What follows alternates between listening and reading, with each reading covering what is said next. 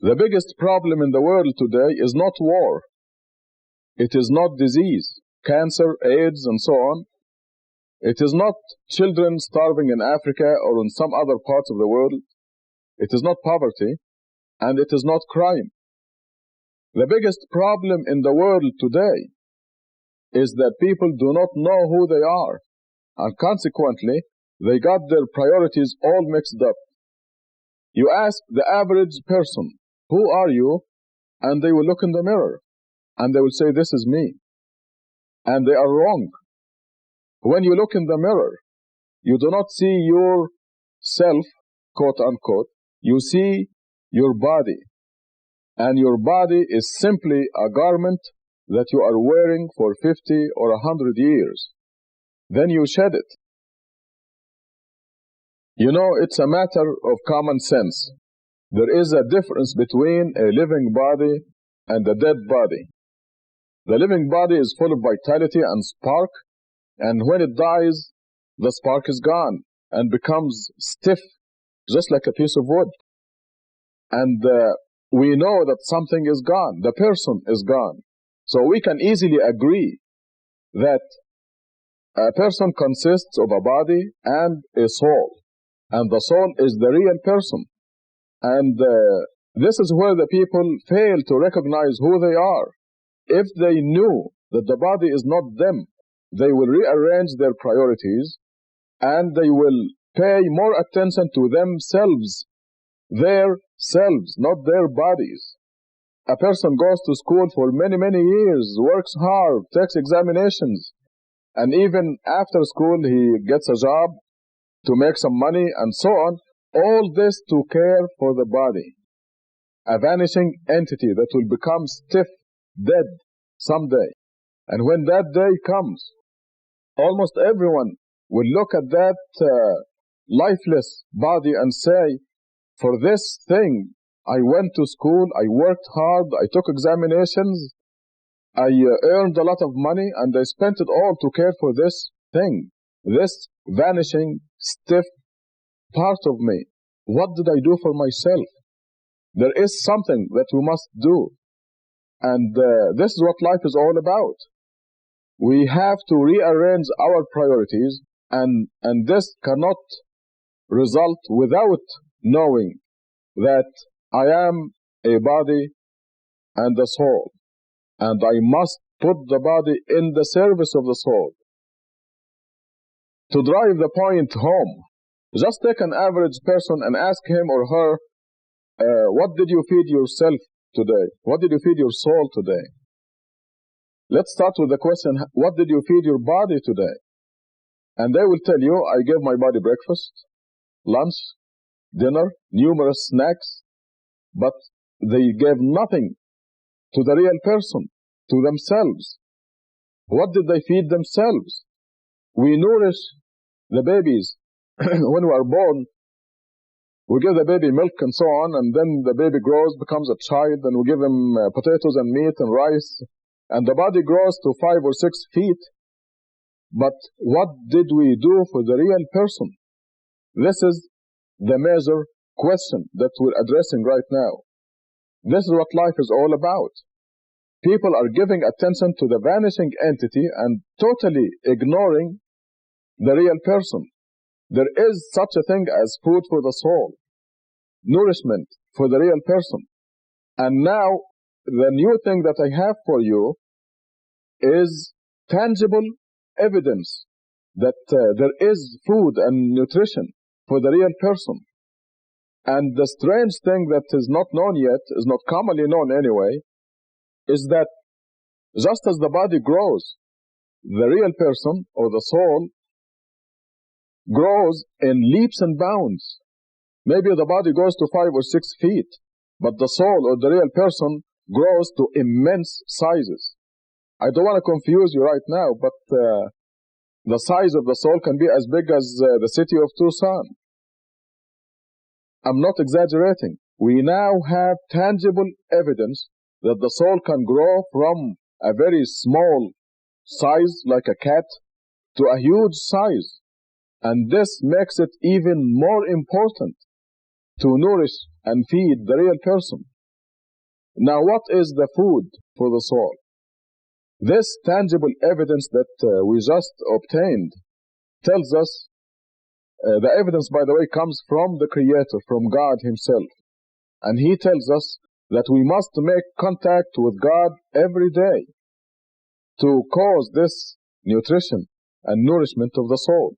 Because the soul is literally a piece of God. And God says, if you have anything to do with me, with God, your soul will grow. If you remember, in the Bible at the beginning, God said He breathed into Adam the breath of life. So the soul is part of God's breath. And if we have anything to do with God, we grow.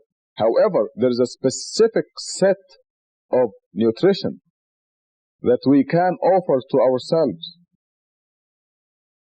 Another question that illustrates this biggest problem in the world, namely that the people do not know who they are, is that you ask the average person, how old are you? And he or she will give you a number somewhere between 15 and 85 years old. Wrong. Again. Any person, the real person, is a few billion years old. And this is the new information that we obtained from this new tangible evidence. You can easily see the problem if we illustrate a little bit how the human being consists of two entities.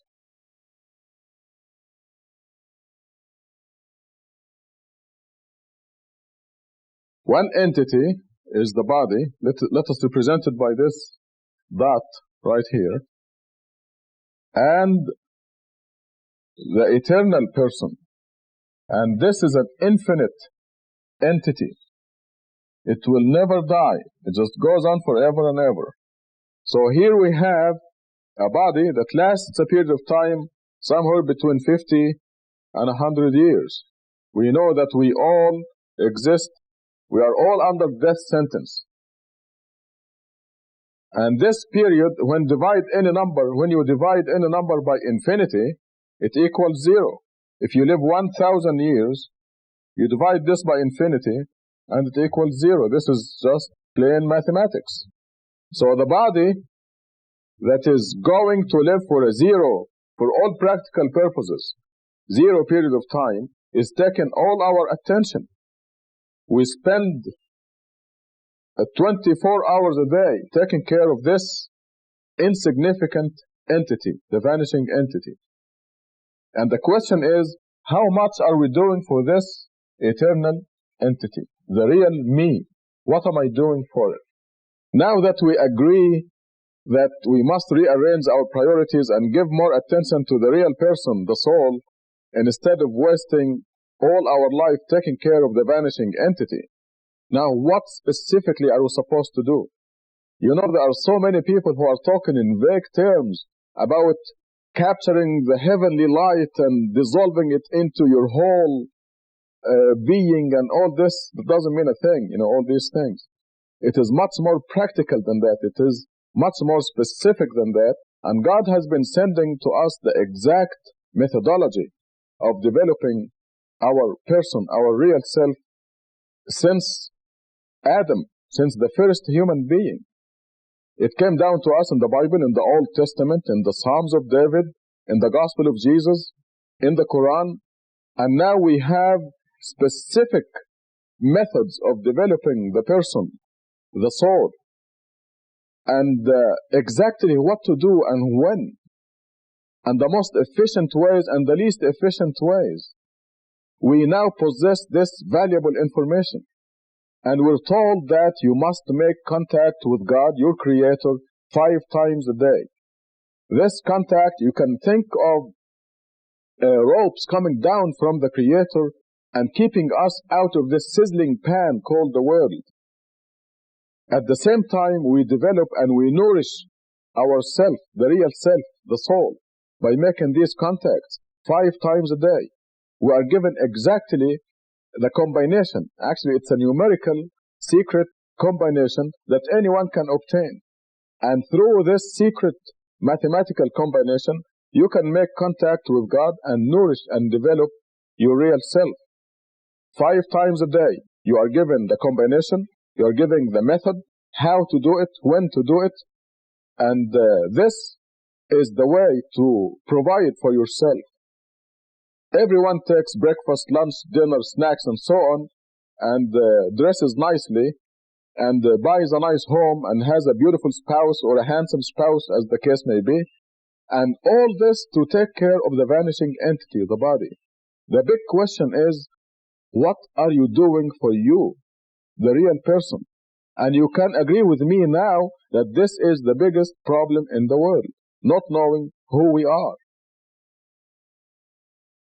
You notice I mentioned making contact with God.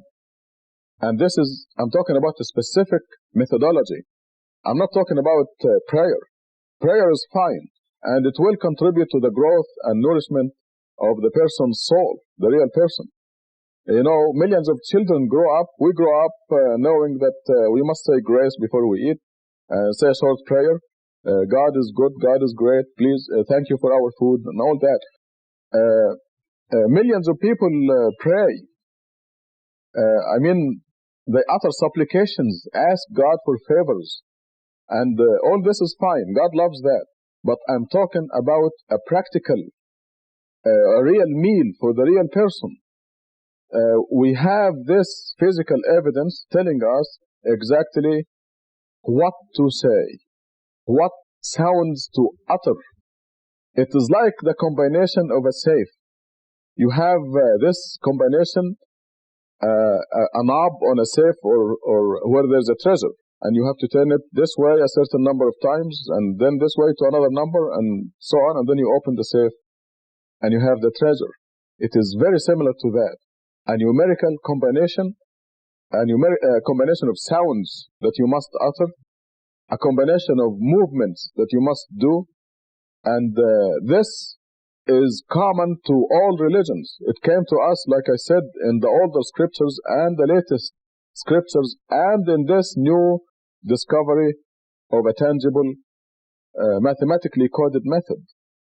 And if you contact me at the telephone number shown at the end of this program, I can discuss this specific method with you.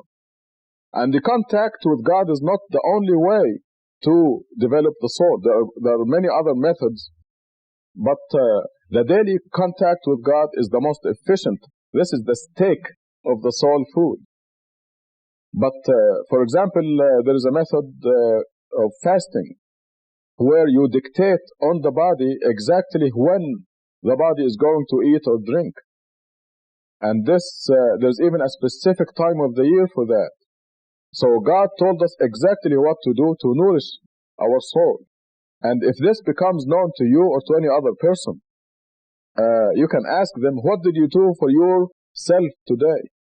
And they will not say zero or nothing, like most people would say now. The person would answer, I gave my body breakfast, lunch, and dinner, and I gave myself 5 good meals by contacting my Creator 5 times today.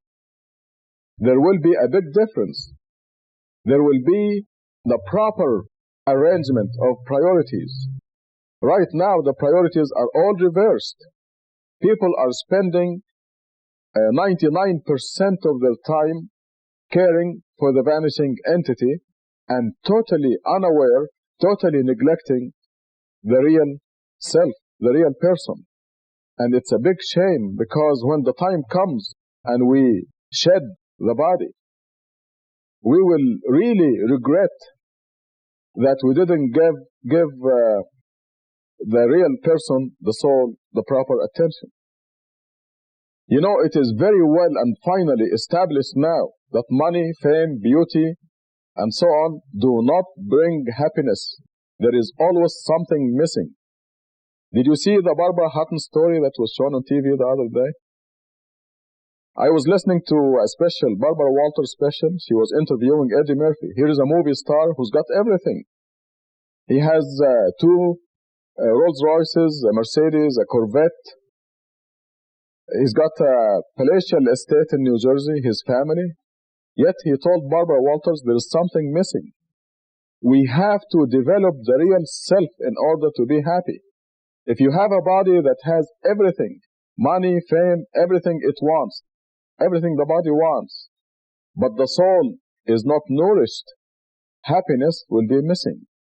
And this, now you can appreciate that this is the biggest problem in the world.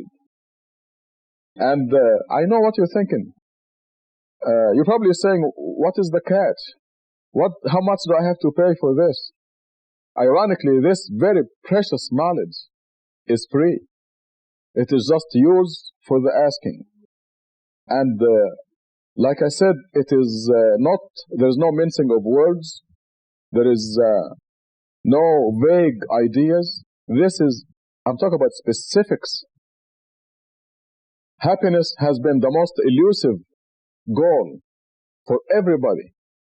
And now we know that material success, money, fame, and all this does not bring happiness.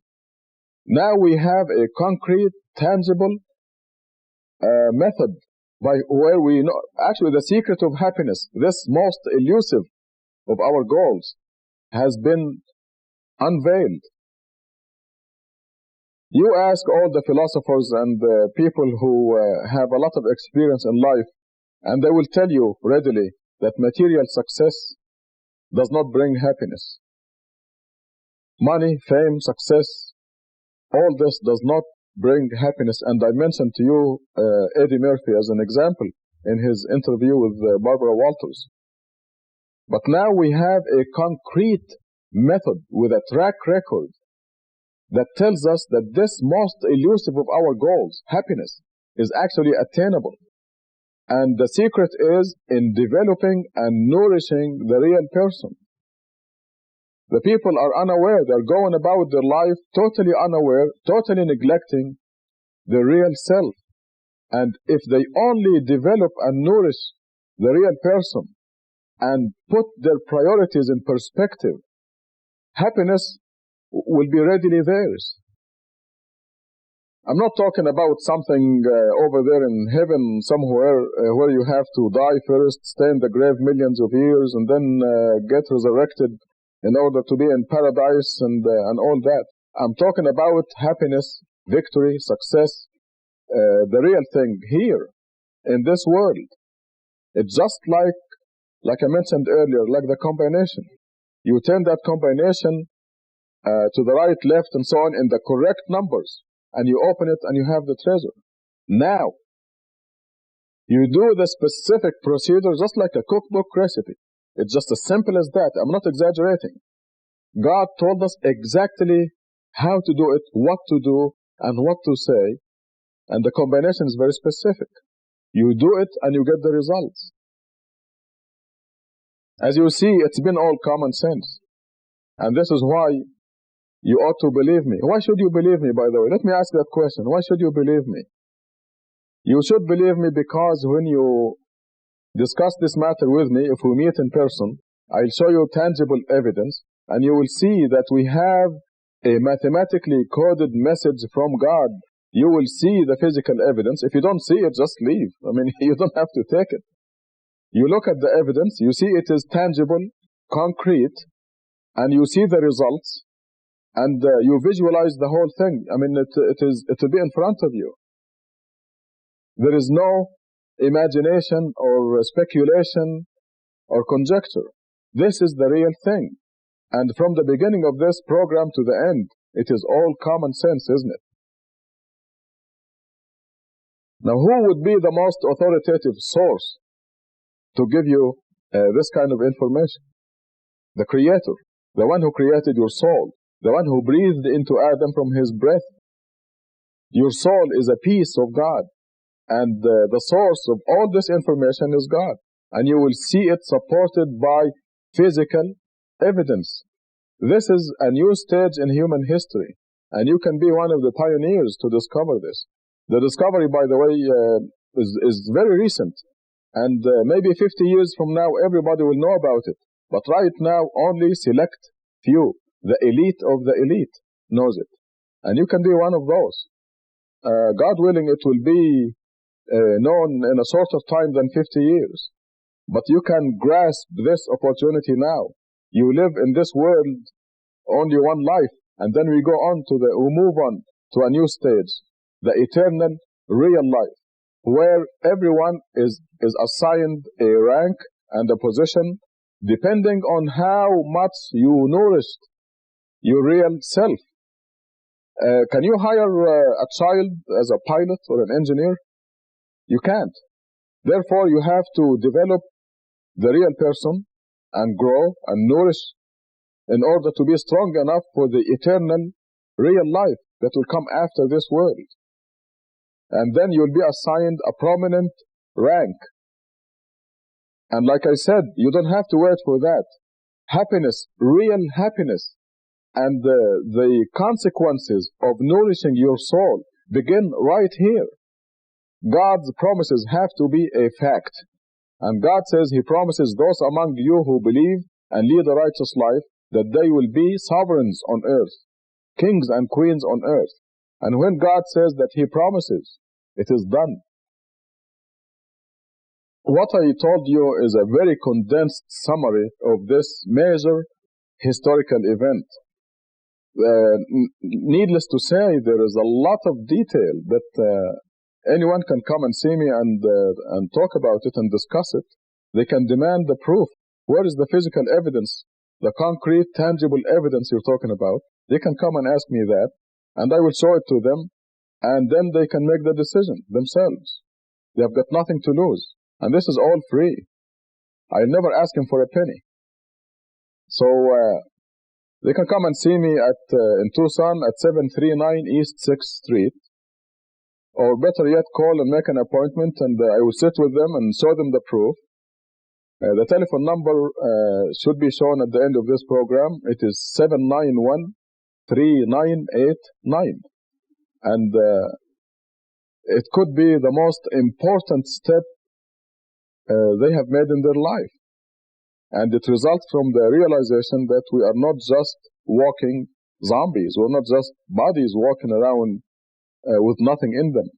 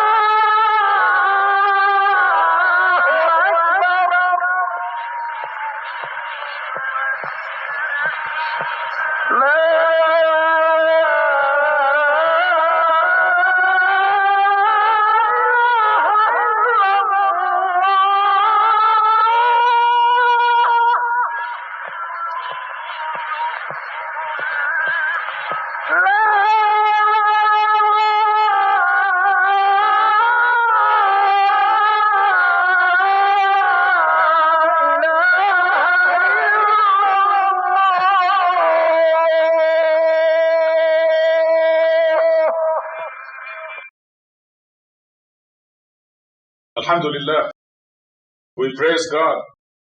وأشهد أن لا إله إلا الله وحده لا شريك له. And we bear witness that there is no God except the one God.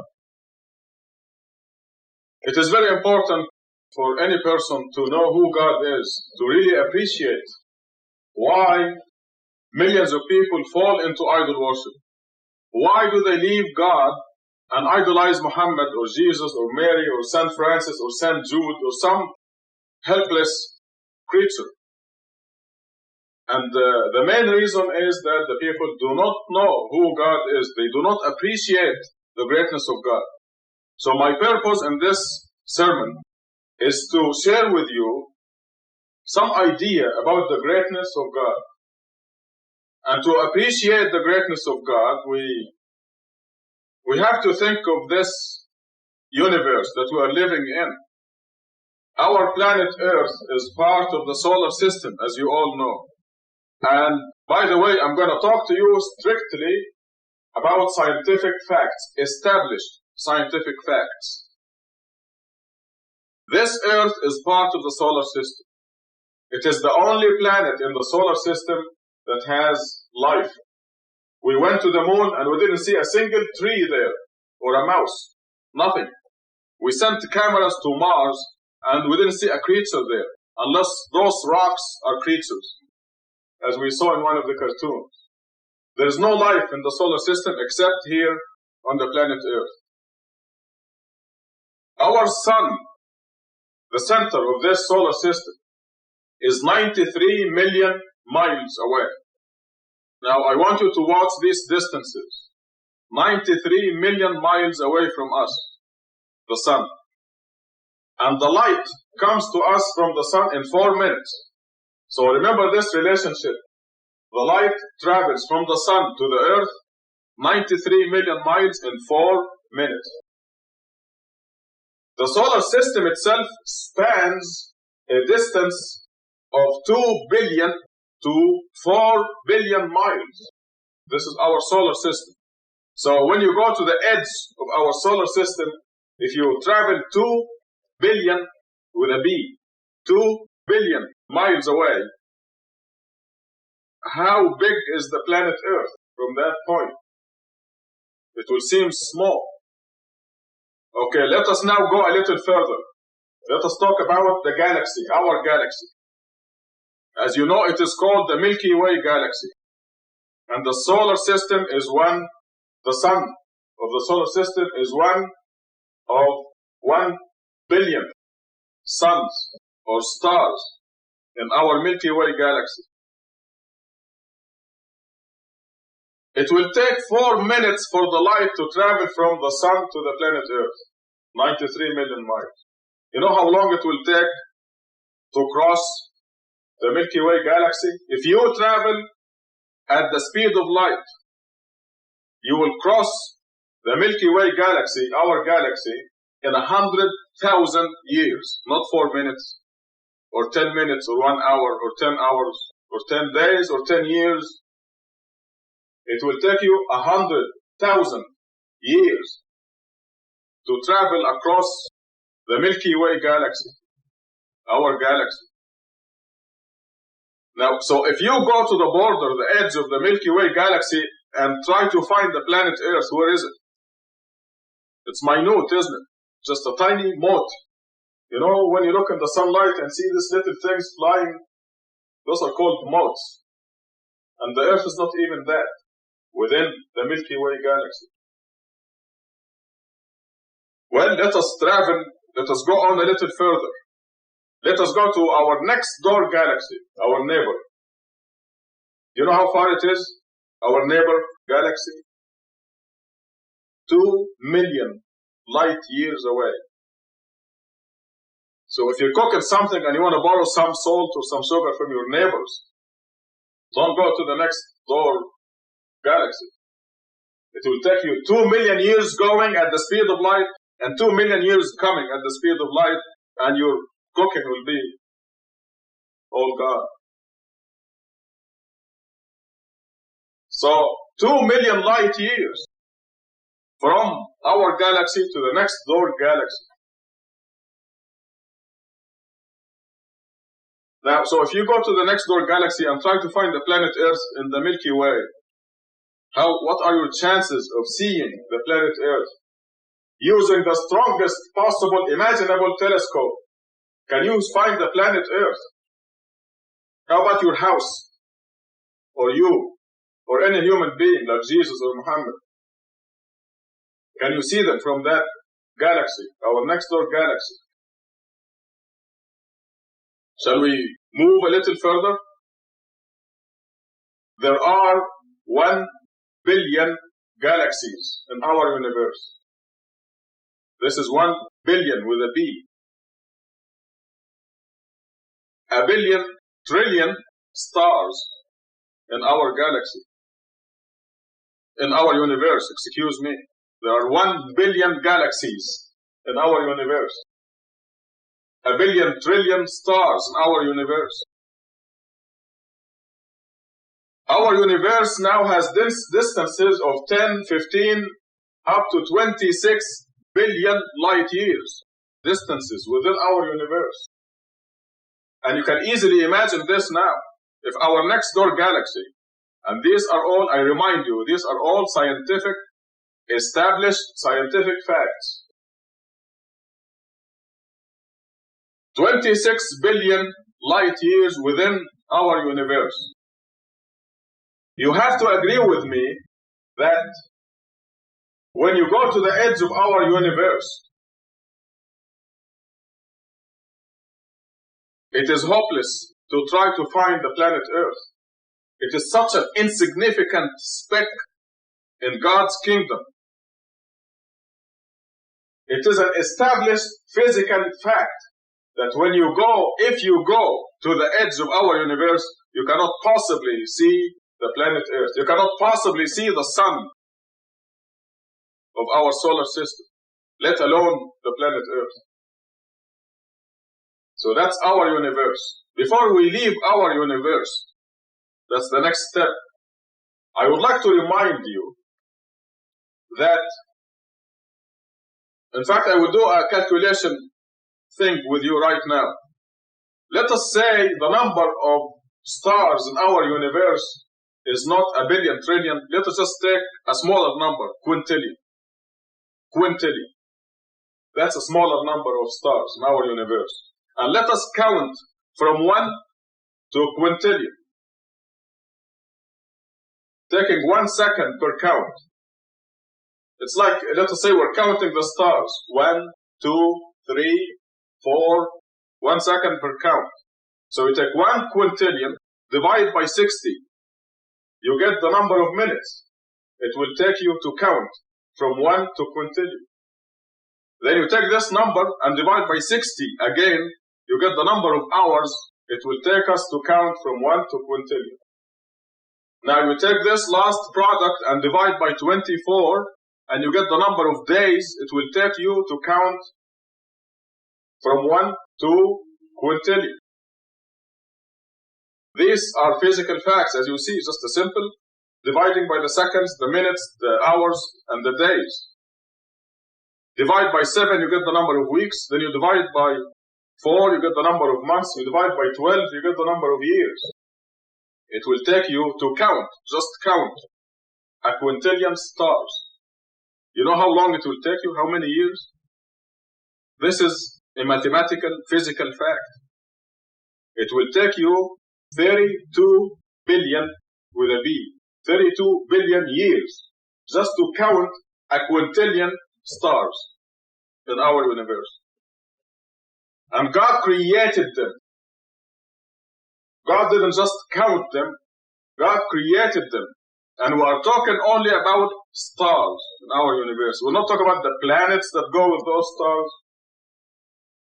We're not talking about the uncountable decillions of heavenly bodies and meteorites that are in our universe. We're talking only about stars. The sun is one of the stars, our sun. By the way, it is one of the dim stars. The bright stars, the definition of a bright star is it must be at least 1 million times as bright as our sun. Look outside and see how bright the sun is.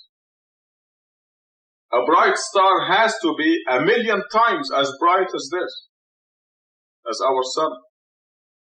We had a conference here at the University of Arizona that dealt with bright stars only. And the sun was not one of them, because by definition, a bright star is 1 million times as bright as our sun. So it will take you 32 billion years just to count, not to create, just to count a quintillion of the billion trillion stars we have in our universe. That's our universe. Now, prepare for a shock. This universe, our universe, vast as we can imagine, is only one of 7 universes. And it is the smallest and the innermost of the 7 universes. This is a fact that is in the Quran, proven by the Quran's mathematical code.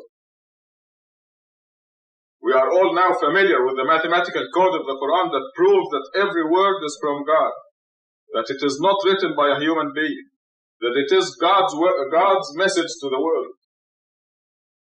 And these mathematically proven statements say that our universe, with its billion trillion stars, 1 billion galaxies, 26 billion light-year distances, is the smallest and innermost of 7 universes.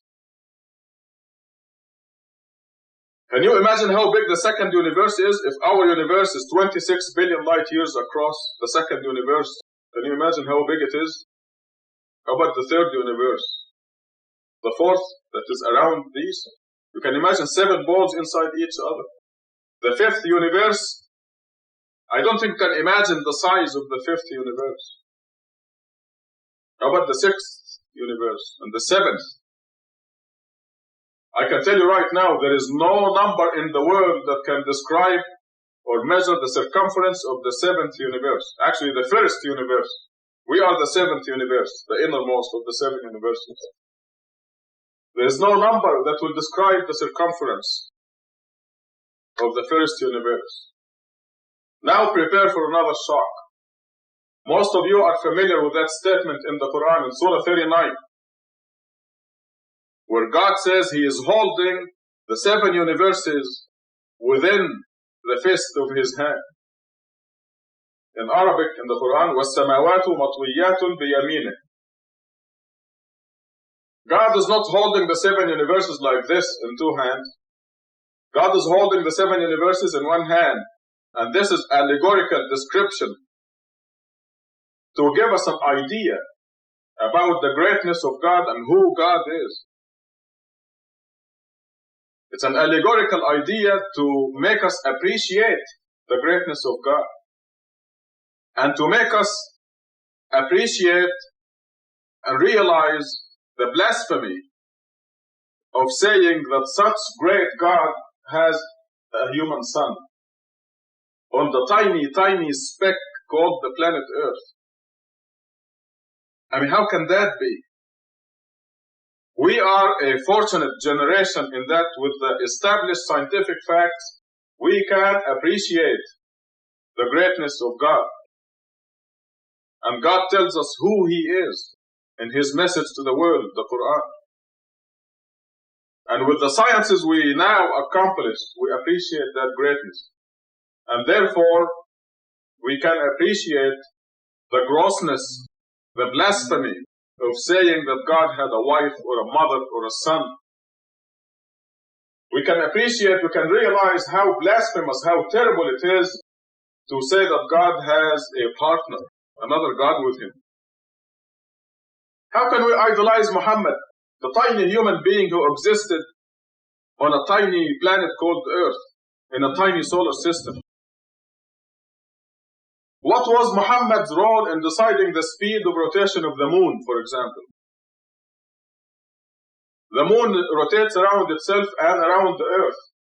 Yet, we always see one side of the moon, the same side of the moon.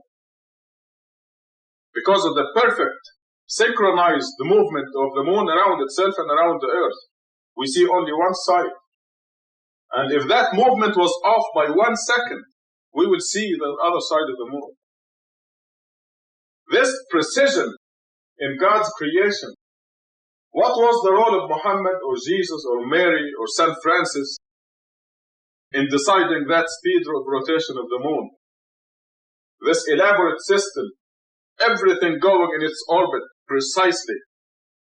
We know exactly what time the sun will rise in the year 2025, July 4th, 2025. We know exactly, in Tucson, Arizona, for example, we know exactly what time will the sun rise and from what spot.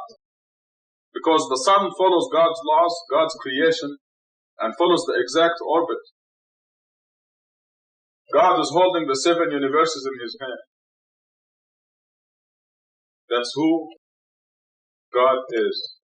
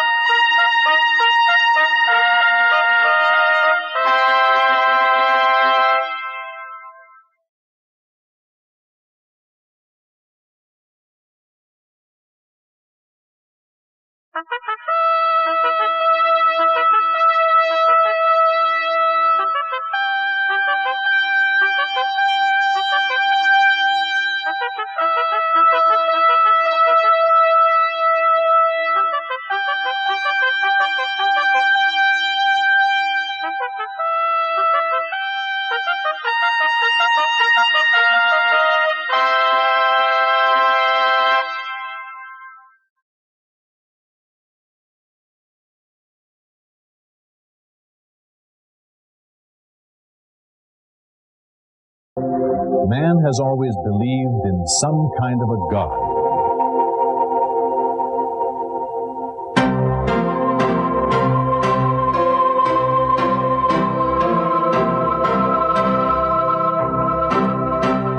This need to believe in a supernatural and omnipotent being led many to search for a God, start wars in the name of a God, even create a God if they had to.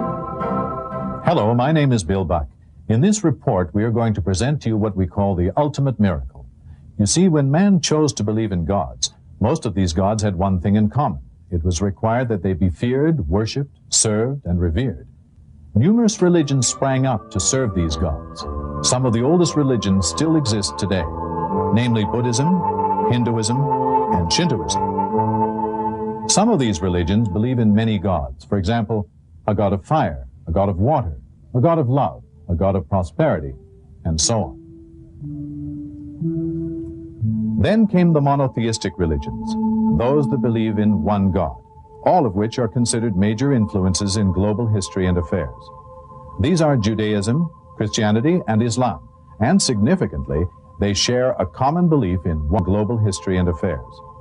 These are Judaism, Christianity, and Islam, and significantly, they share a common belief in one supreme God.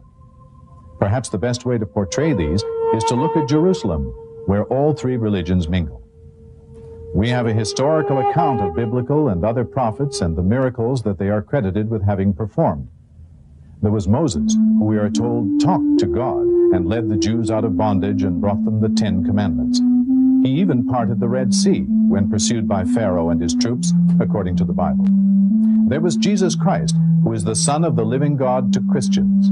Through him, Christians entered into a new covenant with their Creator. Lastly, there was Muhammad. Muslim history tells us that in Mecca, God revealed to him the Quran, the Muslim holy book, which is recited fervently and followed by 1/5 of the world's population. For many centuries, and in spite of man's experience with religion, there still remain many mysteries. The most baffling and complex mystery of all remains the identity and the concept of this God that man has never seen and yet believes in so religiously. This sea of religious confusion has been swelling all the time. Many religions, all claiming to be right, began to break into sects. During all this time, man was advancing economically, socially, militarily, and intellectually. Man continued to advance technologically at an unprecedented pace. But in terms of religion, he was still in this sea of confusion, often misled by tricksters and deeply disappointed with his unanswered prayers to this unseen God. Disappointment and confusion led many to lose their belief. Agnosticism and atheism have become widespread. Many now openly reject or at least question the existence of this God who has been so popular throughout the ages. The theory of Darwin became the accepted opinion of many scientists and scholars who were able to draw supportable conclusions from the proof and arguments presented. But now, most scientific and religious thinkers realize that there are deeper questions. So, where does that leave us? Are there any real solutions to this religious dilemma? On the one hand, man cannot accept the illogical practices that religion dictates to him. Yet, by denying God, man still doesn't find the answers to some of his most burning questions, such as, who am I? Why am I here? Is there a God? What is the purpose of life? Just when man's tolerance to manual labor reached a limit and the Industrial Revolution lay around the corner, now an intellectually enlightening revolution seems to be around the corner. Previous generations were converted to believe in God by means of miracles. However, modern man cannot believe in God because of these. He has watched men walk on the moon. He is presented daily with the latest technological marvel. He has come across too many false claims, fake miracles, and fake prophets.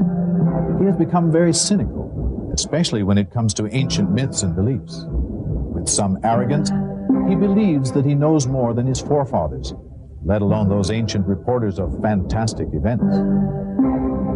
He wonders what they would have thought of some of today's miracles. Today's man needs something substantial. He needs an ultimate miracle. All the miracles that were supposed to have converted man over the ages were limited to a particular geographical location or a time period. By definition, an ultimate miracle would be something that is perpetual, not limited to a certain century or geographical location. It would be for all of the people to see all of the time. It would be something that is physical, touchable, examinable, verifiable, and irrefutable. A few years ago, noted scientist and television personality Carl Sagan, in his best-selling novel, talked about a mathematically coded message from outer space.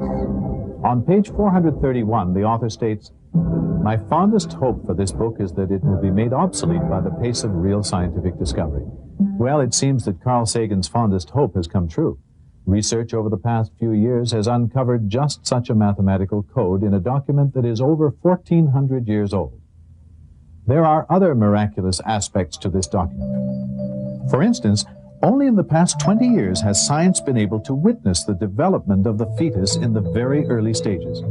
However, 1,400 years ago, the development of the fetus in the first 28 days had already been documented, and with such graphic accuracy that it left Dr. Moore, chairman of the anatomy department at the University of Toronto, utterly amazed. For at this stage, the embryo is only about 1/10 of a millimeter long and would appear like a dot to the human eye. To discern its shape would require a powerful microscope. However, microscopes were not developed until the 17th century. And yet, 1400 years ago, we find the following. Thereafter, we created of the drop a thing which clings, a leech-like structure. Dr. Moore confirmed that the embryo does in fact cling to the wall of the uterus.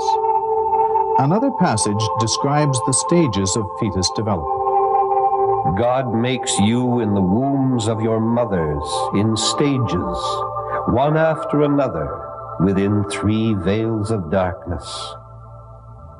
Dr. Moore confirmed the accuracy of this description also. He explained that the 3 veils could reasonably be interpreted to mean the mother's abdominal wall, the wall of the uterus, and the amniochorionic membrane. It goes on. We've all heard about the Big Bang Theory, but who would expect to find an account about the Big Bang Theory 1400 years ago? But there it is. Do the disbelievers not realize that the heavens and the earth used to be one entity? Then we parted them. The separation process resulted in the formation of multiple worlds. Mention of these worlds is made several times in the document. Also, it would seem that the modern discovery of bridges of matter, which are present outside organized astronomical systems, is referenced in the verse which reads, God is the one who created the heavens, the earth, and what is between them. Today we will only preserve your body to set you up as a sign for subsequent generations. Indeed, most people are heedless of our signs. Miraculously, it seems that the Egyptians were exclusively gifted with the science of mummification. In 1898, Loret discovered the mummified body of Ramses II at Thebes in the Valley of Kings, where it had lain untouched for 3,000 years. He had it transported to Cairo, where it may be seen to this day. The medical study of the mummy of Merneptah, pharaoh of the Exodus, has yielded further useful information on the possible cause of this pharaoh's death. The lack of signs of deterioration of the body proves that the body did not stay in water for a prolonged period of time. And in the heavens, for many centuries it was believed that the moon had its own light. Science discovered not too long ago that the moon really did not generate its own light, but acted only as a reflector of the sun's rays. God is the one who made the sun luminescent and the moon a light, and he designed its phases to provide you with a timing device. God did not create all this in vain. God is the one who created the night, the day, the sun, and the moon. Each one is traveling in an orbit with its own motion. Today, it is known how the celestial organization is balanced by the position of stars in a defined orbit, and how the interplay of gravitational forces is related to their mass and speed of movement, each with its own motion. Sir Francis Drake proved the Earth to be round when he sailed around it in 1597. Are you more difficult to create than the heaven that he built? He raised its masses and perfected it. He made its night dark and its morning visible. Thereafter, he made the earth egg-shaped. That was written almost 1,000 years before Columbus. We know now that the Earth's atmosphere acts as a filter to prevent harmful radiations from reaching the surface. Short wavelengths like X-rays and ultraviolet rays are filtered out at high altitudes. Protection from these rays is vital to the existence of life on Earth. And we made the sky a protected ceiling. Then there is the affirmation of the modern idea that the origin of life is aquatic. And we made water a requisite for every living thing. Water is the simplest chemical compound of importance to all living things. Most organisms consist of 50 to 95% water. Scientists know that absolutely every living entity known to man requires water for its existence. Many properties of water make it essential to life's processes. Its ability to dissolve a great variety of substances is vital because most chemical reactions within organisms can occur only in a water solution. Take the field honeybee, busy bringing in nectar from flowers. On entering the hive with a full honey sac, which is an enlargement of the esophagus, the field bee regurgitates the contents into the mouth of young workers, called house or nurse bees. These, in turn, deposit nectar in a cell and carry out the tasks necessary to convert the nectar to honey. This we have known for about 80 years. And your Lord inspired the bee. Build homes in the mountains and the trees, and what the people build for you. Then eat from all kinds of crops and obediently follow the designs of your Lord. Out of their bellies comes a liquid of various colors, wherein there is healing for the people. This should be a sign for those who reflect. Remember, this statement was made 1,400 years ago. How in the world could somebody have known 1,400 years ago that honey came from the belly of the bee? This document also claims that there is a healing property in honey. Honey does, in fact, have mild antiseptic properties. The Russians used honey to cover their wounds in World War II. The wounds retained an amount of moisture and left very little scar tissue. Because of its density, no fungus or bacteria could grow in the wound. It is also known that if a person suffering from allergies from a certain plant is given honey produced from that plant, that person builds up certain resistance to the allergy. 1,000 years before the discovery of the circulation of blood, and roughly 13 centuries before it was known what happens in the intestine to ensure that the organs are nourished by the process of digestive absorption, we find a verse in the document. From between the urine and the blood comes pure, delicious milk.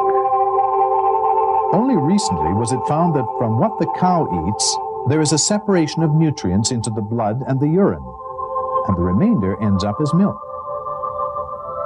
Progress in botany 1,400 years ago was nowhere advanced enough for it to establish as a rule that plants have both male and female parts. Nevertheless, we read in the document, God is the one who sent water down from the sky, and thereby brought forth pairs of plants, each separate from the other. Today we know that fruit comes from plants that have sexual characteristics, even when it comes from unfertilized fruits like bananas. Of all fruits, God placed on the earth 2 of a pair. This document stated to early man the remarkable premise that mountains move like the clouds. We know this to be true now, since the earth rotates around its axis and around the sun. But to an ancient, what could be more contradictory to the obvious than that mountains move? And yet, when you look at the mountains, you may think that they are standing still, but they are moving in the same manner as the clouds. Such is the creation of God. We know now of continental drift, of folding, which forms mountain ranges. The Earth's crust is like a solid shell on which we can live, while the deeper layers are hot and fluid. Have we not made the earth an expanse, and the mountains stakes? The stake-like stability of the mountains is linked to the folding phenomenon in that the folds provide the foundations for the reliefs that form the mountains. From this aspect, they are indeed like tent stakes driven deep into the ground. He makes his chest straightened, like one who climbs towards the sky. Fingerprinting became a scientific method of identification in the 1880s with the research of Sir Francis Galton. Galton calculated mathematically that no 2 persons could have exactly the same fingerprint patterns. We can even reconstruct the tip of his finger.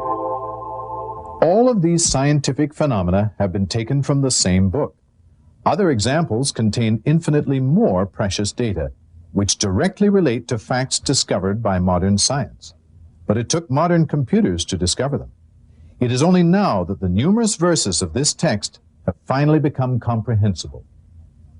Dr. Maurice Bucaille, an eminent French scientist, says that it is impossible to explain how a text produced 1,400 years ago could have contained ideas that have only been discovered in modern times. Many other scientific phenomena, the barrier between salt and fresh water, the branch-like progression of combustion, all were mentioned 1,400 years ago. In a notable recent experiment conducted by NOVA, it was found that at the exact moment of death, there is a slight weight loss in humans, but not animals. This document states that at the moment of death, God takes the soul away. And now we come to the most incredible significance of these discoveries. Remember, we said that modern man needs an ultimate miracle to release himself from the bondage of religious frustration and confusion about his Creator. Well, it so happens that this ultimate miracle does exist in this document, the identity of which we are about to reveal. This ultimate miracle exists in the form of a scientifically proven mathematical code that is touchable, examinable, verifiable, and utterly irrefutable. Not only does it prove that the author of this divine document is God Almighty, but it also serves as the first physical evidence for the very existence of God. And it serves as a means for preservation, for the document itself, so that the reader knows that every word, indeed every letter, is from God Almighty. This document is the Quran. And the ultimate miracle is the perfect and unchallengeable mathematical code. This mathematical code, this signature of the Creator, has always been here in the Quran for all to see. But only recently was it revealed, and then only with the help of a modern computer, by Dr. Rashad Khalifa, the Imam or minister of the Mosque of Tucson. Briefly, let me explain. The Quran consists of 114 chapters. 29 of these chapters are prefixed with letters that remained mysterious for 1,400 years. Nobody knew what they meant until now. Before we go into details of this, let us look at a simple example that will allow us to realize the magnitude of this miracle. Take a simple sentence like, Jack and Jill went up the hill. There are 7 words and 24 letters in this sentence, and this is called the simple mathematical structure of this sentence. Now, let us try and change this mathematical structure, but still try and convey a specific meaning in good English. Let us say we want to convey the same meaning with a sentence containing 7 words and 26 letters. We must pad 2 letters in Jack and Jill went up the hill. In trying to do this, we soon see that the word Jack and the word Jill cannot be changed. The word over cannot be substituted for up because it conveys a separate meaning. Similarly, the word the cannot be replaced by a because a hill refers to any hill. In other words, it becomes pretty difficult to change the mathematical structure of a simple sentence and still have an accurate and acceptable statement in English. Now, how about if we try and group sentences that convey specific meanings into a mathematical pattern, not only controlling the count of total letters, but also the count of specific letters within words? Suppose we want to take Jack and Jill went up the hill to fetch a pail of water, and change the total number of A's plus the total number of I's to 9 instead of 8. There are 7 words containing the letters A and I that make perfect English and cannot be changed. So we can only try and change the rest of the words, but this will again convey a different meaning to the sentence. It quickly becomes apparent that changing this structure to fit a pattern is almost impossible for just one sentence. Prepare for the shock. The document, the Quran, contains an exquisitely sophisticated control of letters across chapters, within chapters, in combination of letters between words, in total number of sentences, in total number of words, all interlocking with one another, rendering it impossible to duplicate, even with the most powerful computers. Yet, it remains very simple to understand. For example, 29 chapters, roughly 160,000 letters, are prefixed by mysterious letters. Chapter 50 starts with just Q. Chapter 2 has ALM. Chapter 19 has 5 letters as a prefix, KHYAS. Please note that we have chosen English equivalents of the Arabic letters for simplicity of illustration. It was found that the letter Q occurs in chapter 50 exactly 57 times, or 19 times 3. The A's, L's, and M's in chapter 2 occur a total of 9,899 times, and so on, without a single exception in all the initial chapters, with the occurrences in multiples of the number 19. At the same time that the A's, L's, and M's are controlled in 7 chapters that have ALM as a prefix, the A's and the L's are part of the Arabic word for God, the occurrence of which is also being controlled, as you will soon see. At once we realize that there is a deliberate, superhuman design that binds the book's chapters, verses, words, even letters. For if one letter was changed, deleted, or added, the whole system collapses. And the fact that this system was discovered 1,400 years after its creation proves that it has been perfectly preserved. The foundation of this mathematical code is the opening statement. In the name of God, most gracious, most merciful, and this contains exactly 38 alphabets, or 19 times 2. In the language of the Quran, Arabic, it contains exactly 19 alphabets and 4 words. These 4 words, namely name, God, most gracious, and most merciful, appear in the whole book 19, 2,698, 57, and 114 times, respectively. All these are multiples of 19. The total number of verses are 6,346. The total chapters are 114. Again, multiples of 19. We are beginning to see that this unique code must have been pretty difficult to construct. On it are 19. Indeed, by the moon, by the night as it passes, by the morning as it shines, this is one of the greatest miracles. Greatest miracle indeed. And now we realize that 19 is the Creator's signature on everything He created. For example, you and I have 209 bones in our bodies, 19 times 11. A full-term fetus remains in the mother's womb 266 days, 19 times 14. The sun, the moon, the earth line up in the same position every 19 years, and on and on and on. The viewer may wonder, why 19? Well, using our ancestral system of numerology, the Arabic and Hebrew word for one has a value of 19. And this is what the message of Quran is. One. One God and one brotherhood of nations under God. The Quran was written under God's direction. One thing is clear. No human being could have written such a complicated and perfectly mathematically coded text. Not then, not now, even with the aid of computers. One of the most important functions of the Quran's mathematical code is that it proves and authenticates by physical evidence all the miracles of the previous prophets and messengers. Moses parted the Red Sea. Jesus revived the dead and healed the hopelessly blind and the leprous, and so on. Now these miracles are mathematically composed within the Quran and proven by this code to be true. God was the witness. His words are divine. And what He has proven by means of the ultimate miracle is that the Quran is indeed His word, the word of God. Therefore, let us look to it to answer some of our most crucial questions, such as why are there famines, disasters, and diseases? And what is the overall purpose and meaning of life? And what of peace, that elusive dream of the righteous, universal man? Given now that the message of the Quran is one God, one brotherhood, think of it. All the power and love in the universe in one supreme being, who has assured us that He not only exists, but communicates without question to those who believe and seek out the truth. His laws and commitment.